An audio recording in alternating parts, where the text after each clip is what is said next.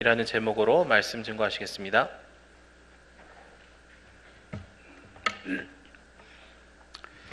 창세기 11장에 보면 바벨탑 이야기가 나옵니다.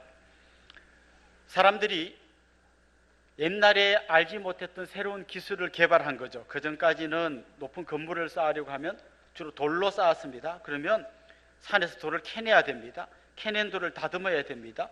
다듬은 돌을 옮겨야 됩니다. 옮긴 돌을 또 높이 쌓아 올려야 됩니다. 한 과정이 굉장히 힘든 과정이죠. 그런데 어느 날 벽돌을 굽는 법을 개발했어요. 그러면 굳이 산에 가서 힘들게 돌을 캐내서 옮겨오지 않아도 되고 주위에 널려있는 흙을 구우면 돌처럼 단단한 벽돌이 되는 거죠. 그리고 그 벽돌을 쌓는데 바벨탑 쌓았던 사람들이 역청이란 재료를 사용했어요. 역청이 요즘 우리가 잘 아는 타르 같은 겁니다. 이렇게 아스팔트 공사할 때 시커먼 그 찐득찐득한 거요. 그러면 자기들이 직접 구운 벽돌에다가 타르를 발라서 이제 옛날에는 상상도 못하는 높은 탑을 쌓을 수 있는 기술을 개발한 거죠. 그러고 나니까 인간들 마음속에 교만한 마음이 들었습니다. 야, 이건 뭐 별거 아니네. 그럼 우리가 이 탑을 높이 쌓아서 하늘 꼭대기까지 한번 닿아보자. 무슨 말인가 하면 뭐 하나님이나 우리나 뭐 비슷하네. 뭐 우리가 그냥 하나님 자리에 올라가 보자 이렇게 된 거죠. 근데 결국 이 이야기가 어떻게 흘러갑니까? 한참 탑을 쌓다가 하나님께서 그들의 언어를 혼잡하게 만드십니다. 뭐 요즘으로 치면 어떤 사람이 영어로 말하는데 다른 사람은 중국어로 말하니까 서로 소통이 안 되는 거죠. 아주 답답합니다. 조금 전에도 제가 이브에 마치 우리 한 중국에서 형제님이 오셔서 잠깐 이야기를 했는데요. 제가 2년간 열심히 공부한 중국어로 인사말 한마디 하고 나니까 그 다음부터 말을 할 수가 없었어요. 그래서 소통이 잘 안 되더라고요. 사실 이게 거꾸로 거슬러 올라가 보면 바벨탑 그때부터 언어가 혼잡하게 돼서 소통이 안 되는 거죠. 그래서 결국은 그 탑을 쌓는 일이 실패로 돌아가고 말았습니다. 이 이야기에 세 가지 중요한 키워드가 등장합니다. 교만, 불통, 실패입니다. 결국 인간은 교만해지면 서로 소통이 안 됩니다. 지금은요, 언어는 많이 극복이 됐어요. 우리가 언어를 배우기도 하고 요즘 좋은 이런 어플리케이션이 많이 나왔죠. 팝하고 이런 걸 잘 이용하면 웬만한 말은 다 이렇게 소통됩니다. 아마 한 5년에서 10년 안에 이어폰 하나 끼면 그냥 자유롭게 말이 소통될 것 같아요. 그런데 정작 말귀를 못 알아들어서 언어를 몰라서 소통이 안 되는 게 아니라 같은 한국말을 쓰는데도 소통이 안 돼요. 똑같은 사건을 보고 전혀 다른 이야기를 합니다. 어떤 사람들에게는 그가 영웅이고요, 어떤 사람에게는 아주 나쁜 사람이에요. 똑같은 일을 한 사람인데 전혀 다른 이야기가 지금 되고 있습니다.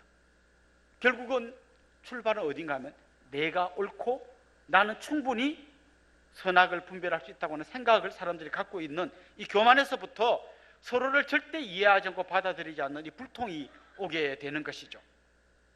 아담과 하와가 범죄한 이후에 하나님께서 그런 말씀을 합니다. 이들이 이제 우리와 같이 선악을 알게 되었다. 사실 인간이 선악을 알게 된 게 아니라 하나님만이 판단할 수 있는 선과 악을 인간 스스로 자기들이 판단할 수 있다고 믿기 시작한 거예요. 그러니까 누구 말도 안 듣고 그냥 자기가 옳고 자기가 제일 잘하고 똑똑하고 그런 세상이 오고 만 것입니다. 마치 이런 것 같아요. 아이가 이제 유치원에 가가지고 피아노를 배웁니다. 피아노 좀 배우면 바이엘 배우겠죠. 뭐 소곡집 이런 거 이제 좀 치기 시작합니다. 그러다 유치원에서 아이들 실력을 이제 향상시키려고 유치원 자체적으로 피아노 경연대회 이런 거 합니다. 전원이 입상자예요. 최우수상 1명, 그 다음에 뭐 거의 대부분 우수상이고 막 이제 거의 띵띵하는 장려상 이래가지고 전부 다 상을 하나씩 받습니다. 그럼 한 우수상쯤 받은 애는 있죠. 자기가 생각할 때 상당히 피아노를 잘 치는 것처럼 생각돼요. 엄마 봤지? 나 잘 쳤지? 막. 그래서 엄마가 막 또 이렇게 자기 아이에 대한 환상을 갖잖아요. 얘는 앞으로 잘하면 유명한 피아니스트가 될 수도 있겠다. 그럴 수 있죠. 세종문화회관에 세계적인 피아니스트, 우리 한국이 낳은 세계적인 피아니스트가 연주한다, 데리고 가는 거죠. 그래서 거기서 막 하는 걸 이제 아이에게 들려줍니다. 끝나고 물어봅니다. 어땠어? 아이가 대답합니다. 재미없어. 저 언니 있잖아, 줄리아드 음대 나와가지고 정말 세계 유명한 콩쿠르를 휩쓴 언니야. 되게 못 치는 것 같아. 여러분, 꼭 이런 거예요. 나는 아무런 실력도 없으면서 나는 꽤 잘 친다고 생각하니까 뭐 세계적이거나 말거나 내가 못 친다면 끝나는 거예요. 특별히 요즘 이 시대를 우리가 포스트 모던 시대라고 이야기합니다. 근대까지는요, 이성이 지배하던 시대였습니다. 그래서 어느 정도 사람들이 생각하는 절대적인 뭐 선, 옳은 거 이런 게 있었는데, 포스트 모던 시대로 넘어오면 절대적인 진리는 없습니다. 전부 상대적인 거요. 내가 맞다면 맞는 거고 내가 옳다면 옳은 거고, 이런 시대가 되어버렸습니다. 이런 시대에 누군가가 뭐 이게 바른 길이고 뭐 이렇게 가야 되고 이렇게 말하면 그냥 딱 두 자로 줄여서 말합니다. 꼰대, 이렇게 말합니다. 얼마 전에 어떤 친구가 저한테 너 이거 아냐 물어봐서 내가 내 영어 실력이 짧아서 잘 모르겠다고 생각한 적이 있습니다. 여러분한테 제가 물어볼 테니까 한번 해석해 보세요. 라떼 is a horse라고 하는 문장 아십니까, 여러분? 라떼는 말이다. 아셔요? 라떼 뭐 우유인데 이건 뭐지? 우유가 왜 말이지? 예. 해석하면 이렇습니다. 라떼는 말이야 라고 사람들이 이야기하는 거예요. 아빠가 빌빌한 애 보고 말이야, 이 라떼는 말이야, 내가 너만 할 때는 말이야, 아빠가 직접 아르바이트 해가지고 돈 벌면서 밥을 굶어가면서 공부를 했는데 너는 아빠가 돈 다 대주고 그냥 하는데 공부만 하면 돼. 그걸 왜 못하니까. 우리 아빠도 꼰대야, 맨날 라떼는 말이야, 이렇게 말하는 꼰대라는 거예요. 그러니까 절대 진리라는 건 인정하지 않아요. 전부 자기가 옳은 거예요. 그래서 옛날에는 모범 어린이, 엄마 말 잘 듣고 공부 열심히 하면 모범 어린이, 모범 학생 상 줬어요. 요즘은 상 안 줍니다. 그냥 범생이라고 놀립니다. 옛날에 절대로 뭐 간통, 동성애 이런 거 하면 안 된다, 이제 그런 거 다 죄도 아닌 걸로 됐고, 그런 걸 죄라고 말하는 사람이 꼰대가 되는 세상이 된 거예요. 오늘 그 13절 말씀에서는 이런 세상의 흐름을 보면서 안타깝게 이야기합니다. 악한 사람들과 속이는 자들은 어떻게 된다고요? 더욱 악하여져서 속이기도 하고 속기도 한다. 더욱 악하여져서 속이기도 하고 속기도 하는 거예요. 그리고 이렇게 사는 사람들의 그 치열한 삶의 현장의 모습이 어떤 건지를 오늘 우리가 읽지 않았습니다만 디모데후서 3장 1절에서 5절에 보면 이렇게 말하고 있습니다. 여러분 같이 한번 읽어볼까요? 너는 이것을 알라. 말세에 고통하는 때가 이르러 사람들이 자기를 사랑하며 돈을 사랑하며 자랑하며 교만하며 비방하며 부모를 거역하며 감사하지 아니하며 거룩하지 아니하며 무정하며 원통함을 풀지 아니하며 모함하며 절제하지 못하며 사나우며 선한 것을 좋아하지 아니하며 배신하며 조급하며 자만하며 쾌락을 사랑하기를 하나님 사랑한 것보다 더하며 경건의 모양은 있으나 경건의 능력은 부인하니 이 같은 자들에게서 내가 돌아서라. 자, 이게 지금 무슨 말인가 하면요, 그냥 서로 속이고 속고 막 그러면서 그냥 막 살아가는 거예요. 그러다 보니까 온갖 나쁜 일들을 다 저지르면서도 자기는 굉장히 잘 살고 있다고 이야기하는 거예요. 여기에 뭐 아까 속이는 자들이라는 말이 나오는데, 이 속이는 자들이라는 말이 원래 어떤 자들을 일컫는 말인가 하면 초상집에 가서 대신 곡해 주는 사람을 일컫는 말이에요. 그러니까 옛날에 부잣집에서는 곡소리가 너무 조금 나면 집안에 망신이니까 전문적으로 곡하는 사람을 돈 주고 샀어요. 그럼 그 사람들이 이제 돈 받고 가서 밤새도록 울어주는 거예요. 막 아이고 아이고 하는 거죠.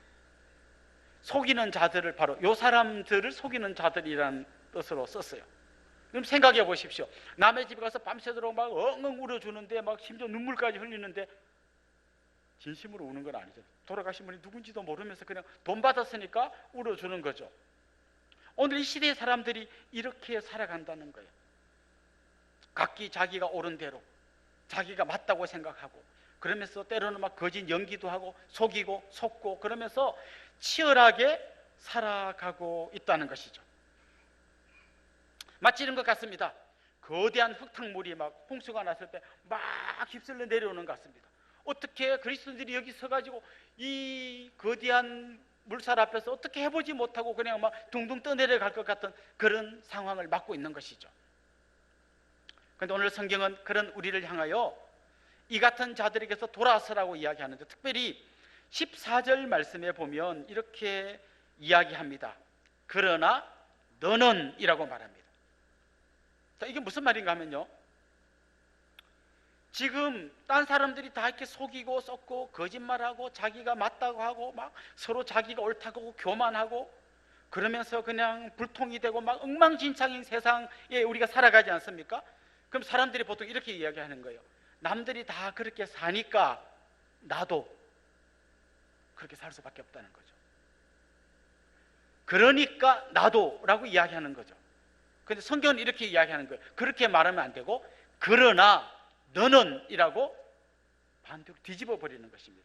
실제로 헬라어는요, 너라고 하는 이 인칭 대명사를 사용하지 않아도 말이 다 통합니다. 왜냐하면 동사의 의미가 인칭마다 다 달라요. 그래서 동사만 봐도 이게 1인칭이지 2인칭이지 3인칭이지 다 알아요.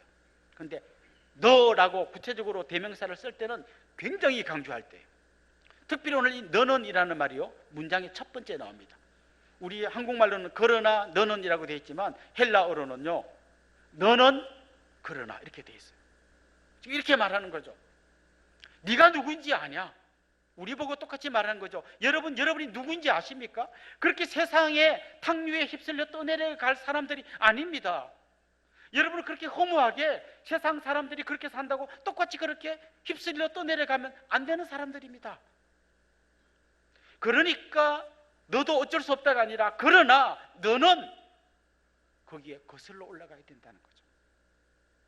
홍수가 나면요, 막 수박도 떠내려오고 냉장고도 떠내려오고 막 심지어 자동차도 떠내려옵니다. 그런데 살아있는 물고기는 그 물살을 거슬러 올라갈 수 있어야 합니다. 오늘 본문이 이야기하는 게 바로 그런 삶인 거죠. 우리 그리스도인들은 세상이 정말 자기 교만해져서 자기가 옳다고 생각하고 자기 멋대로 살아가지 않습니까? 누구 말도 안 듣지 않습니까? 그걸 보면서 그냥 어쩔 수 없다가 아니라 거슬러 올라갈 수 있어야 한다는 거죠. 사실 이 세상의 흐름을 보면요, 진짜 섬찟할 때가 많아요. 지난해인가요? 한강에 토막난 얼굴 없는 변사체가 발견되었습니다. 끔찍한 사건이 일어났죠. 나중에 범인이 잡혔는데요, 모텔에서 일하는 분인데 자기 모텔에 들어온 어떤 사람이 건방지게 굴었다는 거죠. 그래서 그 사람을 죽여버립니다. 죽여서 토막을 내서 자루에 담아서 한강에 갖다 버렸습니다. 이 사건 자체도 굉장히 끔찍한데요, 더 제가 이렇게 와 했던 게 뭔가 하면 이 사람이 재판정에 나왔어요. 이렇게 말했습니다. 나는 유족들에게 사과할 마음이 전혀 없다. 나는 잘못한 게 없다. 그리고 다음 생에 저 인간이 또 그러면 또 죽여버릴 거다. 그러고는 그 기자들 앞에서 해맑은 웃음으로 딱 웃으며 사진 찍힌 게 신문에 나왔는데요, 와, 전혀 내가 그때 순간적으로 그런데 잘못했습니다, 유족들이 죄송합니다, 그러지 않는다는 거예요. 자기가 옳다는 거예요. 곧 죽어도 옳다는 거예요. 이런 시대가 막 그냥 탕류처럼 휩쓸려 오는데 거기에 우리 성도들이 서 있다가 어쩔 수 없이 둥둥 떠내려가는 그런 삶을 살아서는 안 되고 이걸 거슬러 올라가야 된다는 거예요. 자, 그런데요, 거슬러 올라가는 데서 제일 중요한 게 뭐냐? 사람들이 지금요, 어떤 진리도 인정하지 않잖아요. 다 자기가 옳다고 하잖아요. 여러분 축구 시합 하는데요, 막 어떤 사람은 막 공 들고 뛰고, 막 어떤 사람은 막 차기만 해야 된다고 서로 우기면 이게 결판이 납니까? 규칙이 있어야 같이 경기가 되잖아요. 지금 이 시대는 절대 진리를 인정하지 않는 시대가 되어서 이렇게 혼탁한데 결국 이걸 해결하는 길은 절대 진리를 인정하는 길밖에 없다는 거예요. 그리고 그 절대 진리가 뭐냐? 하나님의 말씀인 성경이라는 거예요. 그래서 우리가 이 탕류를 거슬러 올라가려면 그냥 니도 맞고 나도 맞고 때론 내 목소리 큰 내가 옳고 너는 틀렸고 끊임없이 싸우는 이런 분위기가 아니라 영원토록 변하지 않는 진리의 말씀인 성경 말씀을 붙들어야 한다는 것이죠. 사실 신문 여러분 매일 보실 텐데요, 신문은 매일 새로운 소식을 알려줍니다. 늘 새로운 이야기가 들려요. 근데 그 새로운 이야기를 보면 전부 다 거의 다 나쁜 이야기. 근데 성경은 뭔가 새로운 이야기를 주는 게 아니라 수천 년 동안 변하지 않는 말씀을 전해줘요. 근데 놀랍게도 그 안에는 좋은 소식으로 가득 차 있어요. 매일 새로운 뉴스는 전부 배드 뉴스인데 영원히 변치 않는 이 성경은 늘 우리에게 굿 뉴스를 알려주고 있습니다. 결국 우리는 이 성경 말씀을 붙들고 소금으로 살아가야 한다는 거죠.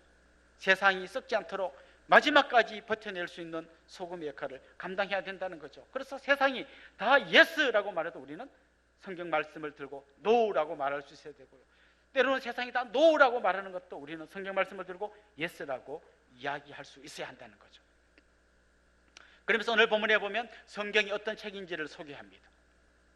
성경은 첫 번째로 하나님의 감동으로 된 책이에요. 이 말의 의미는 뭔가 하면 이게 그냥 인간들의 지혜에서 나온 게 아니라는 거예요. 실제로 성경을 기록한 사람은요, 한 명이 한 군자리에서 다 기록한 게 아니라 약 1500년에서 600년의 긴 시간 동안 40여 명의 사람들이 기록한 겁니다.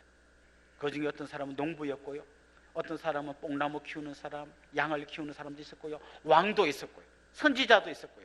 다양한 사람이 다양한 시대에 기록했습니다. 그런데 오늘 성경은 그렇게 말하는 거죠. 모든 성경은 하나님의 감동으로 된 것이다. 여러분, 천지창조할 때 하나님께서 흙으로 사람을 만드시고 생기를 불어 넣으시니까 흙뭉치에 불과했던 인간이 사람이 된 거예요. 마찬가지로 사람이 기록한 성경이지만 거기에 하나님께서 생기를 불어 넣듯이 하나님이 그들의 기록자의 마음속에 하나님의 마음을 심어 주었기 때문에 그들은 단지 인간의 지혜를 기록한 게 아니라 하나님의 말씀, 성경을 기록하게 된 것입니다. 특별히 이 성경 안에는 구원에 이르는 지혜가 있습니다. 인간은 에덴 동산에서 쫓겨난 이후에요, 다시는 하나님께로 갈 수 없게 됐습니다. 길을 잃어버린 거죠. 선을 행하고 착한 일을 많이 하고 고행을 하고 신에게로 나아가려고 몸부림치지만 영원토록 인간 스스로는 갈 수가 없습니다. 그런데 하나님께서 여기에 답을 딱 적은 이 성경을 우리에게 주신 거죠. 이걸 펼쳐보니까 여기에 구원에 이르는 길이 소개되어져 있어요. 바로 하나님이 보내신 예수 그리스도, 그분을 믿음으로 말미암아 우리가 하나님께로 갈 수 있는 놀라운 구원에 이르는 비밀이 이 성경 안에 기록되어져 있다는 것입니다. 그래서 이 성경 말씀을 읽다 보면요, 때로는 제대로 성경을 배우지도 않았는데도요, 예수님을 믿게 되는 사람들이 나와요. 저는 실제로 제주에 그런 이야기들을 많이 듣습니다. 한 선교사님이 그런 간증을 적어놓은 것을 읽어봤어요. 탈북자 사회 가시는 분인데요, 탈북하신 분들이 안 잡혀가게 하려고 어디 산속에 비밀 아지트에다가 숨겨놓고 그냥 먹을 것만 공급해주고 절대 나오면 안 된다는 거죠. 먹을 것만 주고 성경책 한 권씩 줬어요. 그리고 이분은 바쁘니까 또 여기 갔다 저기 갔다 돌아다니는데요, 6개월 동안 그 안에서 밥만 먹고 성경만 그분들이 읽은 거예요. 읽으면서 뭔 말인지 하나도 모르겠다, 이걸 왜 줬냐 이러면서 이렇게 시작했는데 6개월 지나니까 이분들이 다 예수님 믿게 되더라는 거예요. 왜냐하면 성경은 살아있는 하나님의 말씀이고 이 말씀 안에는 구원에 이르는 지혜가 있기 때문이에요. 더 나아가서 성경은 하나님의 사람을 온전하게 만들어주는 책입니다. 여기에는 교훈, 책망, 바르게 함, 의로 교육함이 다 들어있어요. 이 성경 말씀 안에 다 들어있습니다. 이 말씀으로 때로는 하나님께서 우리를 위로해 주시기도 하고요, 때로는 책망하시기도 합니다. 마치 큰 방망이로 뒤통수를 한 대 딱 맞는 것처럼 말씀을 읽다가 정말 내가 다 깨달아지면서 회개하게 하기도 합니다. 때로는 날카로운 면도날처럼 우리의 죄악을 샥 발라내기도 하는 것이죠. 그래서 이 말씀 안에서 말씀으로 가르침을 받는 사람들은 결국 예수님 닮은 온전한 사람으로 성화되어 가게 되어 있다는 것이죠. 혹시 여러분 지존파라고 들어봤습니까? 오래전이죠. 사람을 납치해가지고 자기들이 직접 화장시설을 만들어 놓고 거기 태워 죽이기도 하고요, 인육을 발라서 먹기도 한 정말 상상할 수도 없는 이 악한 인간들이 6명이 지존파라는 걸 만들어가지고 나쁜 짓을 했습니다. 그러다 저는 다 잡혀서 사형을 언도받았죠. 이 사람들을 누구도 감당할 수 못해. 막 교도관이고 누구가 아무나 욕하고 뭐 어차피 사형인데 뭐 아주 감당할 수 없는 사람이 됐는데요, 어떤 집사님이 이 6명 지존파에게 복음을 전했어요.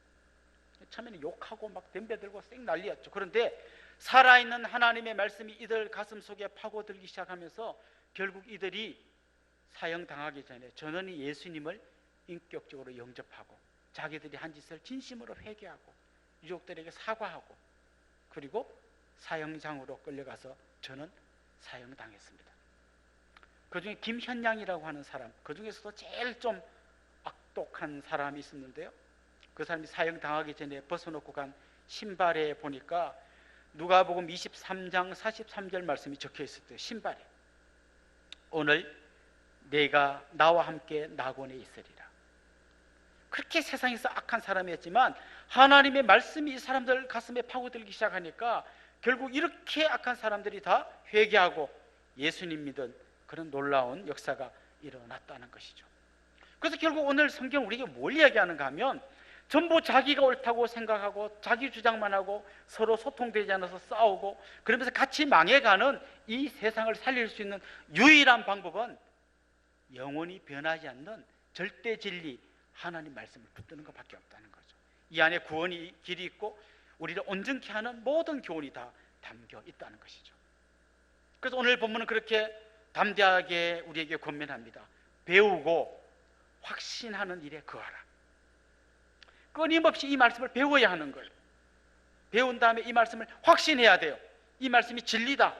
그리고 그 말씀대로 순종하며 나가야 하는 거죠. 지금 바울은 디모데에게 그렇게 이야기합니다. 배우고 확신한 일에 거하라. 디모데는 이미 많이 배웠어요. 특별히 그는 자기의 외조모 로이스와 어머니 유니게로부터 어릴 때부터 성경을 배웠습니다. 그래서 제일 먼저 여러분이 계속해서 하나님의 말씀을 배울 뿐만 아니라 여러분의 자녀들에게 하나님의 말씀을 통하여 이 아이들을 계속 믿음으로 세워가야 하는 것입니다. 계속해서 이 말씀으로 아이들을 가르쳐야 하는 거죠. 올해부터 우리 교회에서 주보의 가정예배 순서지를 계속 실어드립니다. 여러분 이 순서지 들고 가셔서 그대로 안 하셔도 되지만요, 가셔서 여러분 자녀들을 모아놓고 같이 예배를 드리십시오. 같이 기도하십시오. 말씀으로 이 아이들을 키우십시오. 그럴 때 나중에 이 아이들이 정말 믿음의 반석 위에 굳게 서서 하나님 섬기는 사람으로 이 거센 세상의 탕류를 거슬러 올라갈 수 있는 능력 있는 그리스도인으로 자라게 될 줄로 믿습니다. 뿐만 아니라 디모데는 외조모 로이스 어머니 유니게를 통하여 배웠을 뿐만 아니라 바울을 통해서 하나님 말씀을 배웠어요. 오늘 이 시대에도 부모님으로부터도 가르침을 받아야 되지만 교회에 와서 선생님을 통하여 또 교회 첨원 우리 어르신들은 또 순장님을 통하여 하나님 말씀을 배워야 돼요. 그런데 문제가 뭔지 아십니까? 교사가 너무나 많이 부족해요. 다른 교회는 학생이 없어서 고민이에요. 학생이 한 명도 없는 교회가 많습니다. 그런데 우리 교회는 지금 학생이 너무 많습니다. 초등부 지금 너무 많아서 다 못 들어가고 율동도 못하고 이렇게 차렷으로 일자로 앉아서 예배드리고 해서 우리 세마센터 짓고 있습니다만은 건물 짓는 게 문제가 아니라 이들을 가르칠 선생님이 필요해요. 또 처음 교회에 나오는 사람들은 새가 조금 많은데 순장님이 모자랍니다. 사실 이게 교회 봉사직 중에서는 3D에 속하는 봉사직이 교사, 순장, 정말 그 말 안 듣는 사람 끝까지 섬기기 보통 힘든 게 아니거죠. 그래서 사람들이 잘 안 하려고 합니다. 가끔씩 보면 이렇게 머리를 굴리는 분이 있어요. 양육 1단계부터 4단계까지 하면 순장 한 대더라. 그래서 3단계까지만 딱 훈련받고 4단계를 안 해. 왜 안 하시죠? 그건 비밀. 근데 다 알아요. 이 사람 순장하기 싫어서 안 하는 거예요. 예, 이런 잔머리 굴리지 마시고 지나온 날 혹시 그렇게 사셨다면 회개하시고 정말 주님께서 우리에게 주시는 기회를 붙들고 교사로 순장으로 섬길 수 있기를 소망합니다. 사실 누가 무엇을 가르쳤느냐에 따라서 전혀 다른 인간이 태어나는 거예요. 중국이 공산화된 다음에 모택동은요 5만 명 정도의 사람을 불러 모아서 특별 공산주의 교육을 시켜서 이들을 초등학교 선생님으로 전국에 쫙 풀었어요. 그래서 그 공산주의 사상을 이 선생님 통해서 학교를 통해서 모든 인민들에게 전파했던 것이죠. 일본은 어느 날 페리 제독이 흑선 배를 몰고 이 도쿄만에 들어왔을 때요 너무 충격받았습니다. 그리고 정말 그 당시에 가장 똑똑한 청년들을 뽑아가지고 유럽과 미국에 이렇게 유학을 보냈어요. 그래서 그들의 문화와 그들이 공부하는 어떤 기술, 정치, 법, 체계를 다 배워오게 했습니다. 그리고 그 배운 사람들을 다 모아가지고 어떻게 우리 일본이 나아가야 될지를 그걸 연구해가지고 이거를 학교의 학생들에게 이 새로운 교육을 쫙 뿌려야 되겠다. 특별히 아니 저 나라들이 제국주의를 만드는데 우리 일본이라고 제국주의를 못 만들 이유가 뭐냐. 그래서 제국주의 이론을 체계화해가지고 그걸 교사들을 통해서 학교로 쫙 공급했습니다. 이 일을 제일 앞장서서 한 사람이 누군가 하면 여러분 많이 들어본 이토 히로부미예요. 결국 그 교육이 우리 한국에 들어와서 학교 가면 전부 다 천황께 절하게 만들고 이런 교육을 다 받게 만들었잖아요. 학교는 그냥 단지 지식만을 가르쳐 주는 곳이 아닙니다. 거기에는 이 교육 제도를 만든 사람들의 교육 철학이 녹아 있습니다. 때로는 공산주의를 전파하기도 하고요. 때로는 제국주의를 전파하기도 하고요. 때로는 인권이라는 이름으로 정말 성경에 반대되는 교육을 가르치기도 합니다. 우리가 학교를 통해서 배워야 할 것도 많지만 말씀의 진리를 통해서 걸러내야 할 그런 것도 많이 있는 거예요. 이거를 우리 아이들에게 제대로 가르치는 것이 우리 다음 세대를 살리는 유일한 길인 겁니다. 그래서 우리 교회에서는 기독교 대안학교를 설립했습니다. 여러 사정으로 대안학교에 아이들을 못 보내는 부모님도 있을 거예요. 그런 부모님들은 가정에서 더 열심히 하나님의 말씀으로 이 아이들을 키워내야 합니다. 사랑하는 성도 여러분, 홍수 때에 흙탕물이 밀려오듯이 지금 세상에 온갖 가치들이 밀려오고 있습니다. 교만한 인간들이 자기 생각이 맞다고 쏟아부어내는 수많은 이야기들, 서로 소통되지 않고 자기만 옳다는 수많은 이야기들 속에서 그리스도인들이 그냥 떠내려가지 않고 거슬러 올라가려면 영원히 변하지 않는 하나님의 말씀, 성경을 붙들어야 합니다. 이 말씀 안에 여러분이 거하셔야 합니다. 배우고 확신하면서 여러분이 이 말씀 안에 거할 뿐만 아니라 이 말씀을 우리 다음 세대들에게 가르쳐서 정말 이 험난한 이 세상을 거슬러 올라갈 수 있는 능력 있는 그리스도인으로 우리 다음 세대를 키워낼 수 있는 그런 여러분들이 될 수 있기를 주님의 이름으로 축원합니다. 기도드리겠습니다.